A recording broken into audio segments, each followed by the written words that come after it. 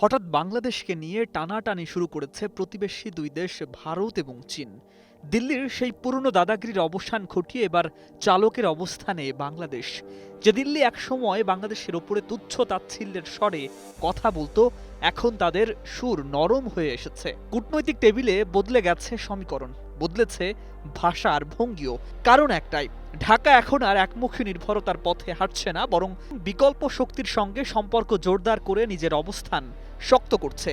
এই নতুন বাস্তবতায় অস্বস্তিতে ফেলেছে দিল্লিকে। তাই দৃশ্যত বন্ধুত্বের বার্তা থাকলেও ভেতরে ভেতরে চলছে কৌশলগত হিসাব নিকাশ। আর সেই হিসাবের কেন্দ্রে এখন ঢাকা বেইজিং ঘনিষ্ঠতা, আর এতেই মোদিবাবুর ঘুম হারাম। নগদ নিয়ে এলো হার না মানা হার অফার। সর্বনিম্ন 10,000 টাকা রেমিটেন্স নগদে পাঠালে থাকছে স্বর্ণের হার জেতার সুযোগ। দিল্লির অস্বস্তির বড় কারণ হয়ে উঠেছে চীনের সঙ্গে বাংলাদেশের ক্রমবর্ধমান সম্পর্ক। অবকাঠামো, জ্বালানি, প্রযুক্তি সব ক্ষেত্রেই বেইজিংয়ের উপস্থিতি দৃশ্যমান। যেখানে চীন সরাসরি বিনিয়োগ ও সহায়তার প্রস্তাব দিচ্ছে, সেখানে ভারত তুলনামূলক শর্ত সাপেক্ষ সহযোগিতার পথে হাঁটে। ফলে ঢাকার কাছে বিকল্প হিসাবে চীন অনেক বেশি আকর্ষণীয় হয়ে উঠছে। এই বাস্তবতা দিল্লির কৌশলগত অবস্থানকে চ্যালেঞ্জের মুখে ফেলেছে। দক্ষিণ এশিয়ায় নিজের প্রভাব ধরে রাখতে তাই বাংলাদেশকে পাশে রাখাটা ভারতের জন্য এখন অত্যন্ত জরুরি। কিন্তু সেই পাশে রাখা আর আগের মতো সহজ নয়, কারণ ঢাকা এখন নিজের স্বার্থ বুঝে সিদ্ধান্ত নিচ্ছে।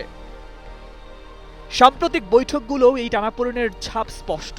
একদিকে ভারত জ্বালানি ও সার সরবরাহের প্রতিশ্রুতি দিচ্ছে, অন্যদিকে নিজেই সেই সংকটে ভুগছে। এমন পরিস্থিতিতে প্রশ্ন উঠছে, ভারত কি আদেও নির্ভরযোগ্য সরবরাহকারী?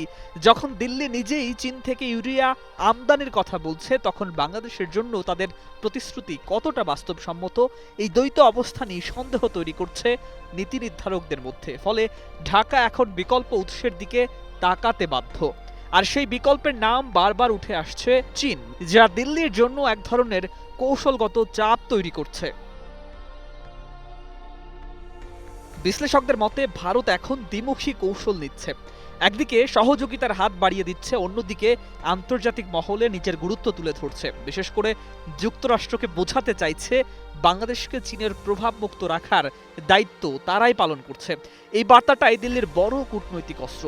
কিন্তু বাস্তবতা হলো, বাংলাদেশ এখন আর কারো প্রভাব বলয়ে থাকতে চায় না, বরং বহুমুখী সম্পর্কের মাধ্যমে নিজেকে শক্তিশালী করতে চায়। তাই দিল্লির এই কৌশল কতটা সফল হবে তা নিয়ে সন্দেহ থেকেই যাচ্ছে। কারণ সময় বদলেছে ঢাকার কূটনৈতিক অবস্থানও। সব মিলিয়ে স্পষ্ট, ঢাকা বেইজিং ঘনিষ্ঠতা এখন দিল্লির জন্য কাঁটা হয়ে দাঁড়িয়েছে। তবে এই বাস্তবতার ভেতরেই লুকিয়ে আছে বড় প্রশ্ন। ভারত কি সত্যিই তার প্রতিশ্রুতি রাখবে, নাকি আগের মতোই টালবাহানার পথেই হাঁটবে? ওসমান হাদি হত্যার আসামিদের ফেরত দেওয়ার আশ্বাসের মতো বিষয়গুলো এখনো ঝুলে আছে বাস্তবায়নের অপেক্ষায়। অথচ স্বৈরাচার শেখ হাসিনাকে ফেরত দেওয়ার প্রশ্নে দিল্লি নীরবতা স্পষ্ট করে দেয় তাদের দ্বিমুখী অবস্থান। অনেকের মতে নির্ভরশীলতা বাড়িয়ে বাংলাদেশকে কৌশলগতভাবে নিজেদের প্রভাব বলয়ে রাখতেই এই প্রতিশ্রুতির রাজনীতি। কিন্তু এই বাস্তবতায় একটি প্রশ্ন থেকেই যায়, বাংলাদেশ কি আবারও ভারতমুখী নির্ভরতার ফাঁদে পা দেবে, নাকি নিজের স্বার্থে বহুমুখী কূটনীতির পথেই এগিয়ে যাবে? News desk, 21 television.